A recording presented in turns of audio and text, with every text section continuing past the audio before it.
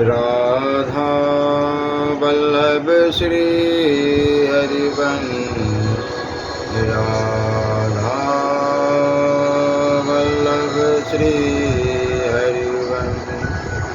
नारायणं नमस्कृत्यं नरं च नरोत्तमं देवी सरस्वती व्यासं ततो जयमुदीरये। राधा मेरी मात है, पिता मेरे घनश्याम, इन दोनों के चरणों में मेरा कोटि कोटि प्रणाम। ओम श्री परमात्मने नमः। भगवान से अपनापन। मुख राम कृष्ण कीजिए रे, सीताराम ने भजन ला बोल दिए रे। राम राम राम राम श्री राम। वास्तव में हम सब परमात्मा के हैं और यह संसार भी परमात्मा का है, परंतु जब हम इस पर कब्जा करना चाहते हैं, इसको अपना मान लेते हैं, तब हम इससे बंध जाते हैं। हमारी यह एक धारणा रहती है कि हमारे अधिकार में जितनी वस्तुएं और व्यक्ति आ जाएंगे उतने हम बड़े बन जाएंगे, उन वस्तुओं और व्यक्तियों के मालिक बन जाएंगे, परंतु यह धारणा बिल्कुल गलत है। जिन रुपए परिवार आदि को हम अपना मान लेते हैं, उनके हम पराधीन हो जाते हैं, परवश हो जाते हैं। वहम तो यह होता है कि हम उनके मालिक बन गए, पर बन जाते हैं उनके गुलाम। यह बात खूब समझने की है, केवल सुनने सुनाने की नहीं है। आप स्वयं विचार करें, जिन मकानों को आप अपने मकान मानते हैं, उन मकानों की ही आपको चिंता होती है। जिन मकानों को आप अपना नहीं मानते, उनकी चिंता आपको नहीं होती। जिस परिवार को आप अपना मानते हैं, उसके बनने बिगड़ने का आप पर असर होता है, और जिसको आप अपना नहीं मानते, उसके बनने बिगड़ने का आप पर थोड़ा भी कोई असर नहीं पड़ता। ऐसे ही रुपए पैसे ज़मीन जायदाद आदि वस्तुओं को आप अपनी मान लेते हैं। उनकी जिम्मेवारी, उनकी चिंता, उनके संचालन आदि का भार आप पर आ जाता है। जिनको आप अपना नहीं मानते, उनसे आपका बंधन नहीं होता। इस युक्ति पर आप विचार करें। संसार में जो थोड़े से मकान हैं, थोड़े से व्यक्ति है, थोड़े से रुपए, हजार लाख करोड़ है, उन मकानों व्यक्ति और रुपयों में ही आप बंधे हुए हैं। जिनको आप अपना नहीं मानते, उन मकानों व्यक्तियों और रुपये से आप बिल्कुल मुक्त हैं। अतः संसार से आपकी ज़्यादा मुक्ति तो है ही, थोड़ी सी मुक्ति बाकी है। मुक्ति नाम है छूटने का। जिन रुपयों आदि को आप अपना नहीं मानते, उनसे आप बिल्कुल छूटे हुए हैं। और जिनमें आपकी ममता नहीं है, उनके हानि लाभ आदि का आप पर कोई असर भी नहीं रहता, अर्थात उनमें आप सम रहते हैं। वो चाहे सोना हो, चाहे मिट्टी या पत्थर हो, उसके आने जाने का आप पर कोई असर नहीं पड़ता। इस प्रकार आप अपनापन, अपना मान और मित्र शत्रु के पक्ष में भी आपकी समता रहती है, उनका असर आप पर नहीं पड़ता। वास्तव में समता ही तत्व है। गीता में कहा है, यहम त्यजितहम सर्वो यशा साम्य स्थितः मनः, अर्थात जिनका मन समता में स्थित है, उन्होंने इस जीवित अवस्था में ही संपूर्ण संसार को जीत लिया है। तात्पर्य है कि जिनके हृदय में समता है, उनके हृदय में वस्तुओं के बनने बिगड़ने पर, आने जाने पर कोई विषमता नहीं होती, पक्षपात नहीं होता, राग द्वेष नहीं होते, हर्ष और शोक भी नहीं होते। वस्तुओं और व्यक्तियों के आने जाने से हमारे पर किंचन मात्र भी असर नहीं पड़े, तब तो हम संसार पर विजय हो गए। परंतु उनके आने जाने का असर पड़ता है तो हम संसार से पराजित हो गए, हार गए, संसार विजय हो गया। हम पर हार किसी को भी अच्छी नहीं लगती, जीत सबको अच्छी लगती है। जिनका मन समता में स्थित है वे आज और अभी जीत सकते हैं, विजय हो सकते हैं। यह एकदम सिद्धांत की और बिल्कुल सच्ची बात है। अर्थात सच्चिदानंद घन परमात्मा निर्दोष और सम हो गया। कोई परमात्मा में स्थित, कितनी विलक्षण बात है। परमात्मा तत्व को प्राप्त करना मनुष्य का खास ध्येय है। प्रत्येक भाई और बहन सब अवस्थाओं में उस तत्व को प्राप्त कर सकते हैं, क्योंकि उस तत्व की प्राप्ति के लिए ही यह मनुष्य शरीर मिला है। परंतु हम नाशवान चीज़ों को अपनी मानकर फंस जाते हैं, बंध जाते हैं और अपने लक्ष्य से वंचित रह जाते हैं। ये चीज़ें पहले भी नहीं थी और पीछे भी अपनी नहीं रहेगी, यह पक्की बात है। बीच में उनको अपनी मानकर हम फंस जाते हैं। अगर हम उन चीज़ों को अपनी न माने परतुत उनको भगवान को मानकर अच्छे से उत्तम व्यवहार में लाए तो हम बंधन में नहीं पड़ेंगे। उन वस्तुओं में हमारा अपनापन जितना जितना छूटता चला जाएगा उतनी उतनी हमारी मुक्ति होती चली जाएगी। प्रभु के साथ हमारा अपनापन सदा से है और सदा रहेगा।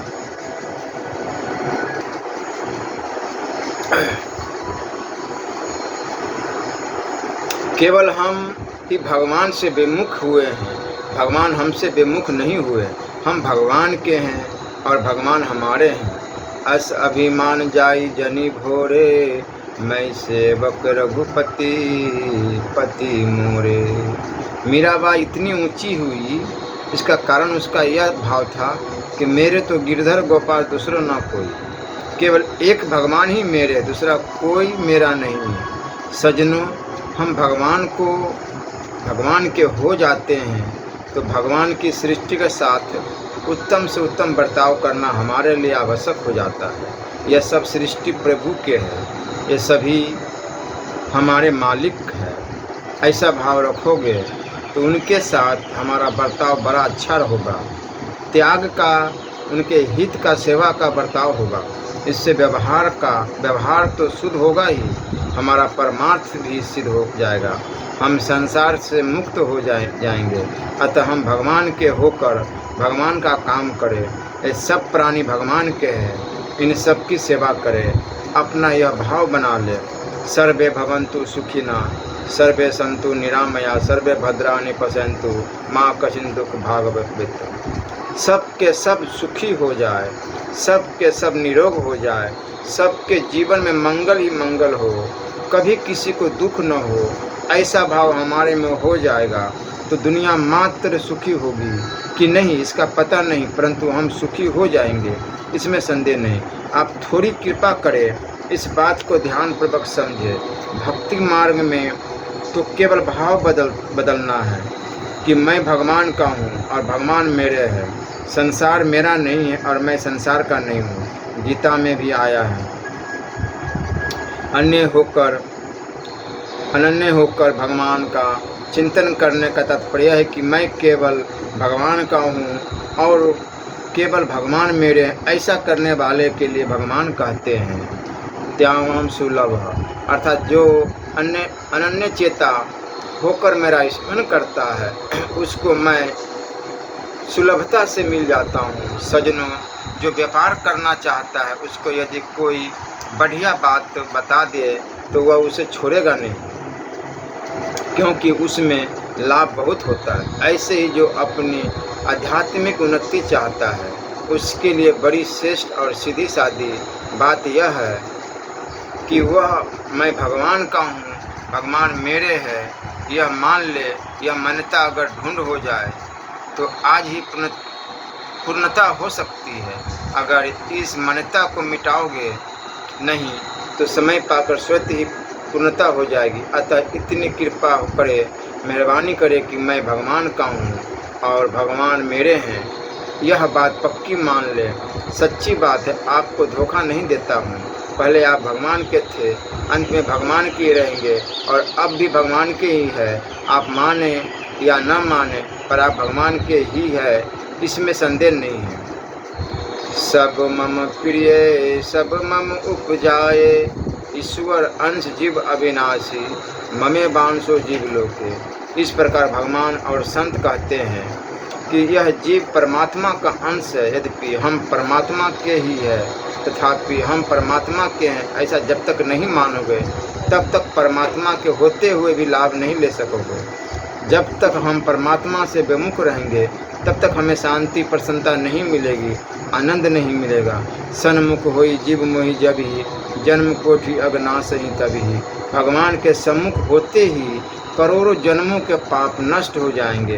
अतः सज्जनों, आप कृपा करके यह बात मान लो कि हम भगवान के हैं, हम और किसी के नहीं हैं। यहाँ शंका हो सकती है कि हम और किसी के नहीं होंगे तो दुनिया का पालन पोषण कैसे होगा, माताएं अपने बालकों का पालन पोषण कैसे करेगी। इसका समाधान यह है कि अपना मान का पालन करने की महिमा नहीं है। अपने बालक का पालन तो हर एक माता करती है, पर इसमें कोई बहादुरी नहीं है। दूसरा कोई ऐसा बालक है जिससे हमारा न्याति जाति का कोई संबंध नहीं है, जिस बेचारे के माँ बाप नहीं है रहे, उसका पालन करने वाली माई के लिए लोग कहते हैं कि धन्य है यह, अपना नहीं होने पर भी अपने बालक की तरह उसका पालन किया जाए तो महिमा होगी और शांति मिलेगी तथा बालक पर भी बड़ा असर पड़ेगा। कल्याण के एक मासिक अंक में बहुत पहले एक घटना छपी थी। एक गांव की बात है। वहाँ एक मुसलमान के घर बालक हुआ, पर बालक की माँ मर गई। वह बेचारा बड़ा दुखी हुआ। एक तो स्त्री के मरने का दुख और दूसरा नन्हे से बालक का पालन कैसे करो, इसका दुख। पास में ही एक अहीर रहता था, उसका भी 2-4 दिन का ही बालक था। उसकी स्त्री को पता लगा तो उसने अपने पति से कहा कि उस बालक को ले आओ, मैं पालन करूँगा। अहीर उस मुसलमान के बालक को ले आया। अहीर की स्त्री ने दोनों बालकों का पालन किया, उनको अपना दूध पिलाती, स्नेह से रखती, प्यार करती। उसके मन में दृढ़ भाव नहीं था कि यह मेरा बालक है और यह दूसरे का बालक है। जब वह बालक बड़ा हो गया, कुछ पढ़ने लायक हो गया, तो उसने उस मुसलमान को बुलाकर कहा कि अब तुम अपने बच्चे को ले जाओ और पढ़ाओ लिखाओ, जैसी मर्जी जाए वैसा करो। वह उस बालक को ले गया और उसको पढ़ाया लिखाया। पढ़ लिख कर वह एक अस्पताल में कंपाउंडर बन गया। उधर संजोग बस अहीर की स्त्री की छाती कुछ कमज़ोर हो गई और उसके भीतर घाव हो गया। इलाज करवाने के लिए वह अस्पताल में डॉक्टर के पास पहुंचे। डॉक्टर ने बीमारी देखकर कहा इसको खून चढ़ाया जाए तो यह ठीक हो जाएगी। खून कौन दे? परीक्षा की गई। मुसलमान का वह लड़का जो कंपाउंडर बना हुआ था उसी अस्पताल में था।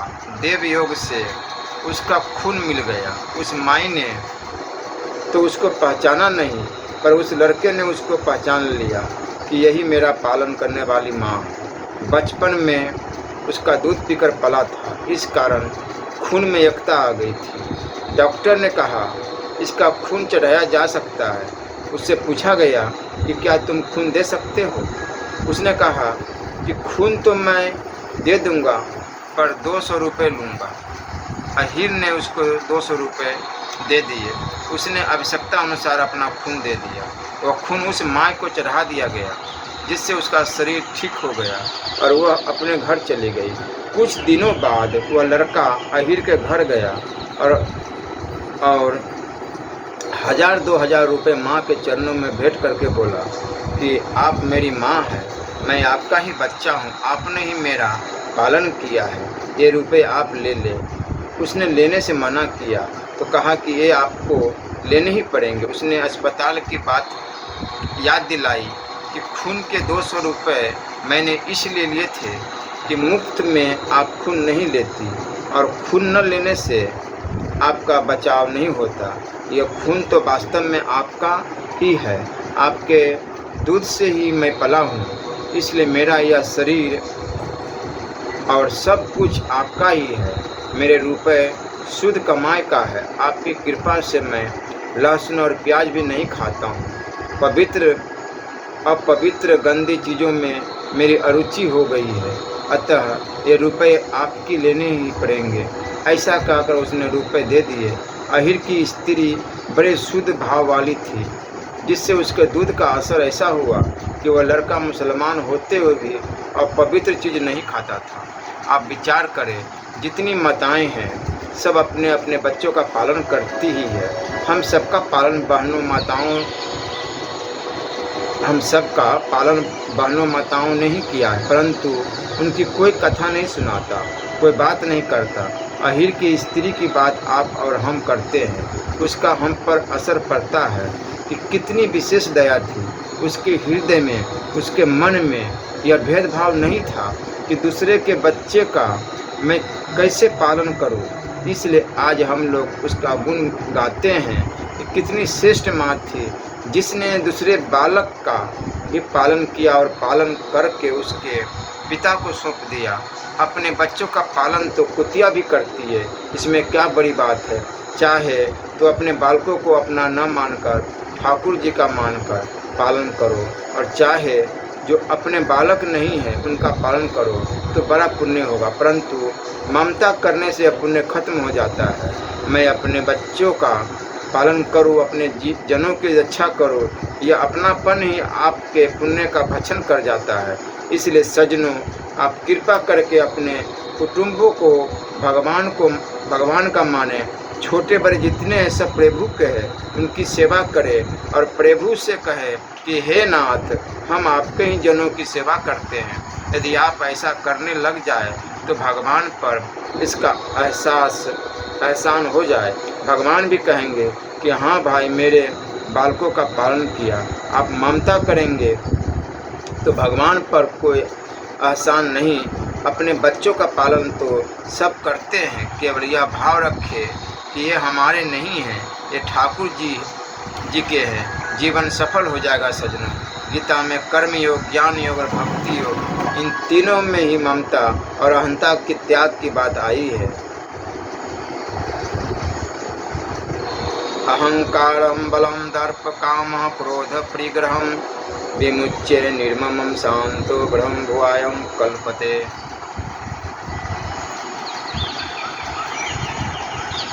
निम्रमो निरंकारं सम दुख सुखम क्षमी। ये मेरे नहीं है, संसार के हैं। इस प्रकार संसार के मानने से कर्म योग हो जाएगा। ये मेरे नहीं है, प्रकृति मात्र के है। इस प्रकार प्रकृति के मानने से ज्ञान योग हो जाएगा। ये मेरे नहीं है, ठाकुर जी के हैं। इस प्रकार भगवान के मानने से भक्ति योग हो जाएगा। ये मेरे है, इस प्रकार अपना मानने से जन्म मरण योग हो जाएगा। अर्थात जन्मो फिर मरो, मरकर फिर जन्म लो। इस तरह जन्म मरण के साथ संबंध हो जाएगा। आपकी ममता जहाँ रह जाएगी वही जन्म होगा। ममता नहीं रहेगी तो जन्म मरण के चक्र से मुक्ति हो जाएगी। कितनी सरल और कितनी बढ़िया बात है। बढ़िया बात तो है पर होती नहीं, ऐसी बात नहीं है। आप इसको आज अभी मान ले तो अभी हो जाएगी। आप यह तो मानते ही नहीं कि मैं धोखा नहीं देता हूँ और संतों की, शास्त्रों की, गीता जी की बात कहता हूँ। बड़ी बूढ़ी माताओं से पूछो, जब वो छोटी बच्ची थी तो वो अपने पिता के घर को अपना घर मानती थी।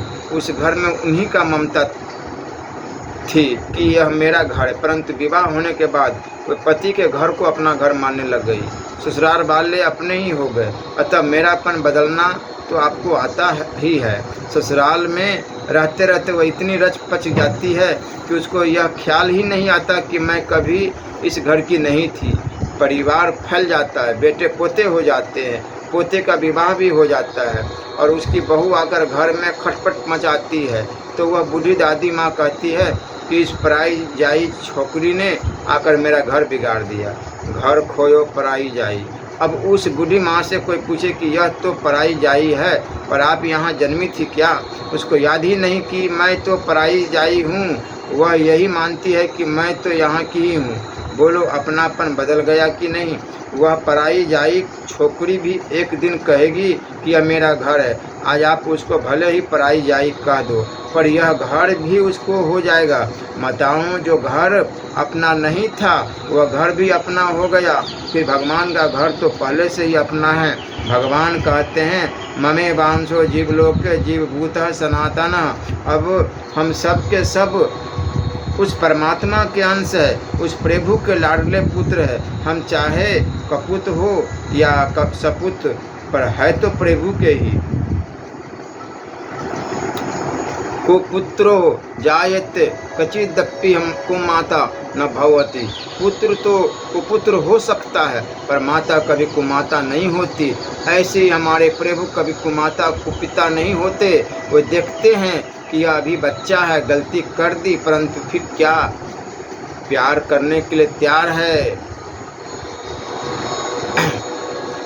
अपि चेत शुद्राचारो भजते मामन्य भावकः साधुरेव सम्मन्तव्यं सम्यग्व्यवसितो हि समः। दुराचारी से दुराचारी मनुष्य भी यदि भगवान के भजन में अन्य भक्ति भाव से लग जाए कि मैं तो भगवान का हूँ और भगवान मेरे हैं, तो उसको साधु ही मानना चाहिए। वह बहुत जल्दी धर्मात्मा बन जाता है और निरंतर रहने वाली शांति को प्राप्त हो जाता है। क्षिप्रम भवति धर्मात्मा। सच्ची बात, यह जो बात है एकदम सच्ची है। संसार के हम नहीं हैं, संसार हमारा नहीं है। संसार के साथ अपनापन हमने किया है, वास्तव में तो हम सदा से भगवान के हैं और भगवान हमारे हैं। हम भले ही भूल जाए, पर भगवान हमें भूले नहीं हैं। हम चाहे भगवान से विमुख हो जाए, पर भगवान हमसे हमारे से विमुख नहीं हुए हैं। भगवान कहते हैं, सब मम प्रिय सब मम उपजाए। सब के सब मेरे को प्यारे लगते हैं, इसलिए सजनों हम सब भगवान के लाडले, उनके प्यारे। अर्जुन ने पूरी गीता सुनने के बाद क्या कहा? नष्टो मोह स्मृति लब्धा। मोह नष्ट हो गया और स्मृति मिल गई, याद आ गई। जो भूल हो गई थी वह याद आ गई कि मैं तो आपका हूँ, अब क्या करोगे? तो कहा, करिष्ये वचनः तव। आप जो कहोगे वही करूँगा, मैं तो आपका हूँ ही ना। पहले भूल गया था, अब वह भूल मिट गई। हम सदा से परमात्मा के ही हैं। शरीर संसार से मिला है। जिन माता पिता से यह शरीर मिला है, उनकी सब तरह से सेवा करना, सुख पहुंचाना, आदर करना हमारा कर्तव्य है, पर हम स्वयं परमात्मा के ही हैं।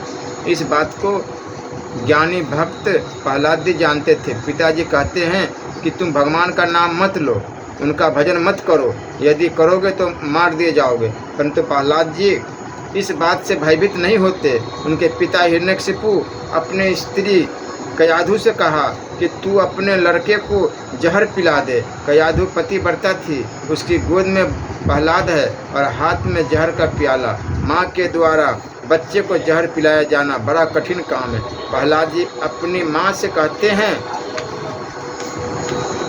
कि माँ तू मेरे को जहर पिला दे, तो तेरे भी धर्म का पालन हो जाएगा और मेरे भी धर्म का पालन हो जाएगा। प्रहलाद जी जहर पी गए पर मरे नहीं, क्योंकि उनको भगवान पर पूरा भरोसा था। उन्होंने पिताजी की आज्ञा को भंग नहीं किया। उनको समुद्र में डुबाने लगे तो उन्होंने यह नहीं कहा कि मेरे को समुद्र में क्यों डुबाते हो। वे वहाँ से बच गए तो उनके ऊपर वृक्ष और पत्थर डाल दिए गए। उनको पहाड़ से गिराया गया, हाथी से कुचलवाया गया, अस्त्र शस्त्रों से काटने की चेष्टा की गई, पर वे मरे नहीं। प्रहलाद जी ने कभी यह नहीं कहा कि आप मेरे को मारते क्यों हो, परंतु भगवान का भजन नहीं छोड़ा। पिताजी ने उनको शुक्राचार्य जी के पुत्र चंडामर्क के पास भेजा। वहाँ पर वे पढ़ाई नहीं करते। गुरुजी जब बाहर जाते तब वे पाठशाला को भजनशाला बना देते थे। वो राजकुमार थे, अतः सब लड़के उनके कहने से भजन करते। गुरुजी ने देखा कि प्रहलाद जी ने तो पाठशाला को भजनशाला बना दिया अतः वह हिरण्यकशिपु के पास जाकर बोले कि महाराज, आपका लड़का खुद तो बिगड़ा ही है, दूसरे लड़कों को भी बिगाड़ रहा है। हिरण्यकशिपु ने प्रहलाद जी को बुलाकर पूछा कि तेरी यह खोटी बुद्धि कहाँ से आई? स्वतः पैदा हुई है या किसी ने तेरे को सिखाया है? प्रहलाद जी ने कहा कि पिताजी, ऐसी बुद्धि न तो स्वतः पैदा होती है और न इसको कोई सिखा ही सकता है। तो यह संत महात्माओं की कृपा से मिलती है। बचपन में प्रहलाद जी पर नारद जी महाराज की कृपा हुई थी। प्रहलाद जी जब माँ के गर्भ में थे तब इंद्र ने जाकर लूटपाट की और कयाधु को ले गया। हिरण्यकशिपु उस समय तपस्या के लिए वन में गया हुआ था। जब इंद्र कयाधु को लेकर जा रहा था तब रास्ते में नारद जी मिले। नारद जी ने कहा कि इस अबला को क्यों दुख दे रहा है? इस बेचारी ने क्या अपराध किया है? इंद्र बोला कि महाराज, इसके पेट में मेरे शत्रु हिरण्यकशिपु का अंश है। उसने अकेले ही हमें इतना तंग कर दिया है। जब दो हो जाएंगे तब बड़ी मुश्किल हो जाएगी, इसलिए मैं कयाधु को ले जाता हूँ। जब इसका बच्चा जन्मेगा तब मैं उसको मार दूंगा, कयाधु को कुछ नहीं कहूँगा। नारद जी ने कहा कि इसका जो बच्चा होगा वह तेरा बैरी नहीं होगा। नारद जी की बात राक्षस, असुर, देवता, मनुष्य सब मानते हैं, क्योंकि वे संत जो ठहरे, संतों पर सबका विश्वास होता है। इंद्र ने उनकी बात मान ली और कयाधु को छोड़ दिया। नारद जी ने कयाधु को एक कुटिया में रखा और कहा कि बेटी, तुम चिंता मत करो और यहीं पर आनंद से रहो। जैसे पिता का घर लड़की प्यार से रहती है, ऐसे ही वह भी वहाँ रहने लग गई। नारद जी उसके गर्भ को लक्ष्य में रखकर भगवान की कथा सुनाते थे। इसके गर्भ में जो बालक है वो भगवान का भक्त बन जाए, इस भाव से वो सत्संग की बड़ी अच्छी बातें सुनाते थे। माता रहो न लेस नारद के उपदेश को, सोसधारियो अशेष गर्भ माही ज्ञानी भयो। नारद जी का उपदेश माँ को तो याद नहीं रहा, पर प्रहलाद जी ने गर्भ में उस उपदेश को धारण कर लिया। वह वहीं से भक्त बन गए। भक्त बनने से उनके हृदय में यह बात आ गई कि मैं स्वयं तो वास्तव में परमात्मा का ही हूँ और यह शरीर माता पिता का है। माता पिता यदि इस शरीर के टुकड़े टुकड़े भी करे तो भी मेरे को बोलने का कोई अधिकार नहीं है, क्योंकि शरीर इनका दिया हुआ है, परंतु मैं स्वयं साक्षात परमात्मा का अंश हूँ। अतः परमात्मा से हटाने का इनको अधिकार नहीं है। मैं परमात्मा की तरफ लगूँ और यह शरीर माता पिता की सेवा में लगे। सज्जनों, यह शरीर माता पिता का है, इसलिए माता पिता की खूब सेवा करो, सब तरह से उनको सुख पहुँचाओ, उनका आदर सत्कार करो। वास्तव में सेवा करके भी आप ऋण नहीं हो सकते। माँ के ऋण से कोई भी ऋण नहीं हो सकता। संसार में जितने भी संबंध है उनमें सबसे बढ़कर माँ का संबंध है। इस शरीर का ठीक तरह से पालन पोषण जैसा माँ करती है वैसा कोई नहीं कर सकता। मात्रः सम नास्ति शरीर पोषणम, इसलिए कहा गया है कि कुलः पवित्र जननी कृतार्था वसुंधरा पुण्यवती चातेन, अर्थात जिसका अंतकरण पर ब्रह्म परमात्मा में लीन हो गया है उसका कुल पवित्र हो जाता है, उसकी माता कृतार्थ हो जाती है और यह संपूर्ण पृथ्वी महान पवित्र हो जाती है। जन्नी जने तो भक्त जन के दाता के सूर, नहीं तो रहजे बांझरी मती गमाए बेनू। मैंने संतों का बढ़ावा बोलते हुए समय सुना है कि धीन जन्नी जारे ए सुत जाया ए सोहन थाल बजाए ए। जिस माता ने ऐसे भक्त को जन्म दिया है वह धन्य है, कारण कि बालक पर माँ का विशेष असर पड़ता है। प्राय देखा जाता है कि माँ श्रेष्ठ होती है तो उसका पुत्र भी श्रेष्ठ होता है। इसलिए जिसका मन भगवान में लग जाता है उसको माँ कृतार्थ हो जाती है। आप दान पुण्य करके, बड़ा उपकार करके इतना लाभ नहीं ले सकते जितना लाभ भगवान के चरणों की शरण होने से ले सकते हैं, कारण कि परमात्मा के साथ हमारा अकाट्य अटूट संबंध है।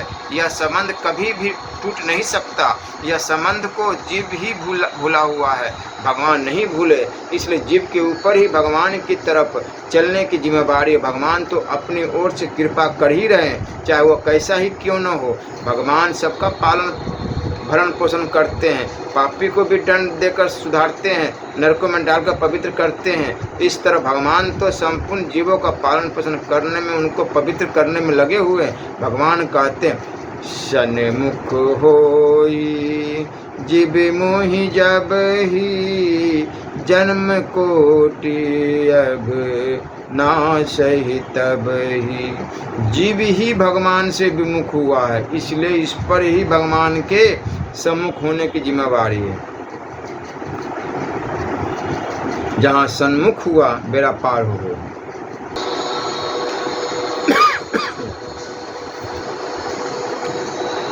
भगवान के सम्मुख होने की जिम्मेवारी है। जहाँ सम्मुख हुआ कि बेड़ा पार है, इसलिए हम प्रभु के चरणों की शरण हो जाए और अपनी अहंता बदल दे कि हम परमात्मा के हैं। जैसे बहनें माताएं अपनी अहंता बदल देती है कि मैं अब इस घर की नहीं हूँ, जहाँ विवाह हुआ उस घर की हूँ। उनका गोत्र बदल जाता है, पिता का गोत्र नहीं रहता। कई जगह ऐसी बातें आती है कि घर में कोई बालक पैदा हुआ और सूतक लगने के कारण हम ठाकुर जी को सेवा नहीं कर सकते, तो कहते हैं कि तुम्हारी जो विवाहित लड़की घर पर है वह सेवा कर देगी, क्योंकि उसको सूतक नहीं लगता, उसका गोत्र दूसरा है। वही लड़की आपके घर में है और उसके ससुराल में बालक पैदा हुआ, तो आप उसको कहते हैं कि देख बेटी, जल को हाथ मत लगाना, वह खास अपनी बेटी है, पर उसके ससुराल में बालक पैदा होने से उसको सूतक लगता है।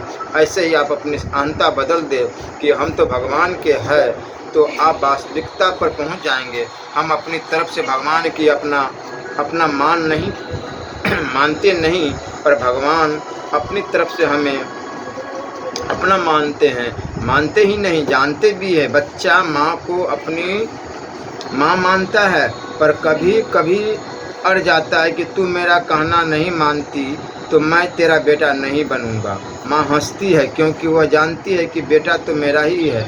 बच्चा समझता है कि माँ को मेरी गरज है, बेटा बनना माँ को निहाल करना है, इसलिए कहता है कि तेरा बेटा नहीं बनूंगा, तेरे गोद में नहीं आऊँगा। परंतु बेटा नहीं बनने से हानि किसकी होगी? माँ का क्या बिगड़ जाएगा? माँ तो बच्चे के बिना बरसों जीती रही, पर बच्चे का निर्वाह माँ के बिना कठिन हो जाएगा।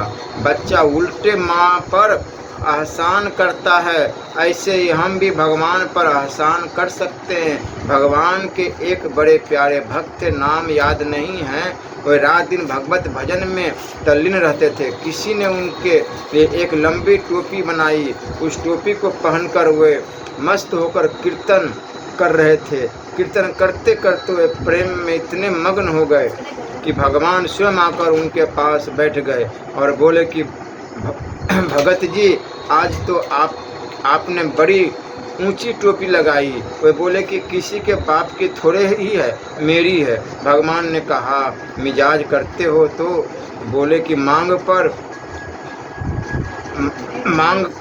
कर थोड़े ही लाए हैं, मिजाज। भगवान ने पूछा कि मेरे को जानते हो? वे बोले कि अच्छी तरह से जानता हो। भगवान बोले कि यह टोपी बिक्री करते हो क्या? वे बोले कि तुम्हारे पास देने को है ही क्या जो आए हो खरीदने के लिए? त्रिलोकी ही तो है तुम्हारे पास, और देने को क्या है? भगवान बोले कि इतना मिजाज।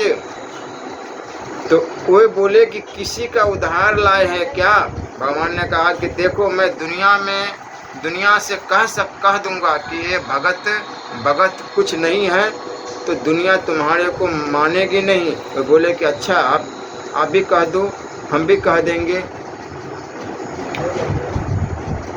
कि भगवान कुछ नहीं है। आपकी प्रसिद्धि तो हम लोगों ने ही की है, नहीं तो आपको कौन जानता है। भगवान ने हार मान ली। माँ के हृदय में जितना प्रेम होता है उतना प्रेम बच्चों के हृदय में नहीं होता। ऐसे ही भगवान के हृदय में अपार स्नेह है। अपने स्नेह को, प्रेम को कोई रोक नहीं सकते और हार जाते हैं। और सब सो गए जीत भगत से हारियो, कितनी विलक्षण बात है। ऐसे भगवान के हो जाओ। दूसरों के साथ हमारा संबंध केवल उनकी सेवा करने के लिए है, उनकी अपना नहीं मानना है। अपना केवल भगवान को मानना, भगवान की भी सेवा करनी है, पर उनसे लेना कुछ नहीं है। आपकी कन्या अपनी अहंता बदल देती है, अपने को दूसरे घर की बहू मान लेती है। क्या आप अपनी अहंता भी नहीं बदल सकते? क्या आप में उस कन्या जितनी सामर्थ्य भी नहीं है जिस कन्या का आपने पालन पोषण किया, बड़ी धूमधाम से विवाह किया, उस कन्या के बदलने पर, दूसरे घर को अपना मानने पर भी आप नाराज नहीं होते? ऐसे ही आप अपने को भगवान और भगवान को अपना मान ले तो कोई नाराज नहीं होगा, क्योंकि यह सच्ची बात है। मीराबाई ने कहा, मेरे तो गिरधर गोपाल, दूसरों न कोई, गिरधर गोपाल के सिवा मेरा कोई नहीं है, मैं किसी को नहीं मानती, क्योंकि कोई है ही नहीं। आप नौकरी करो तो आपकी योग्यता के अनुसार आपको तनख्वाह मिलेगी, परंतु आप घर में माँ के पास जाओ तो क्या माँ आपको योग्यता के अनुसार रोटी देगी? आप काम करो तो भी वह रोटी देगी और काम न करो तो भी वो रोटी देगी। इस तरह भजन करने से ही भगवान से संबंध होगा, भजन न करने संबंध नहीं होगा, यह बात नहीं है। यदि आप भगवान से अपनापन कर लेंगे कि हे नाथ मैं तो आपका ही हूँ, तो भगवान सोचेंगे कि यह चाहे जैसा भी है अपना बालक है, अतः भगवान को आपका पालन करना ही पड़ेगा, इसलिए मैं तो आपका ही हूँ और आप ही मेरे हैं। यह बड़ा सीधा रास्ता है। भगवान कहते हैं कि यह जीव है तो मेरा ही अंश है, प्रकृति में इस तरह शरीर इंद्रियां मन बुद्धि को खींचता है, उनको अपना मानता है। अरे किस धंधे में तू लग गया है, कहाँ का और कहाँ लग गया? संसार की सेवा करो, अपने तन मन धन बुद्धि योग्यता अधिकार आदि से दूसरों को सुख पहुँचाओ, पर उनको अपना मत मानो। यह अपनापन टिकेगा नहीं, केवल सेवा करने के लिए ही कोई अपने हैं। संसार की जिन चीज़ों में अपनापन कर लेते हैं वही हमें पराधीन बनाती है। वहम होता है कि इतना परिवार मेरा, इतना धन मेरा, पर वास्तव में ये तेरे नहीं हैं।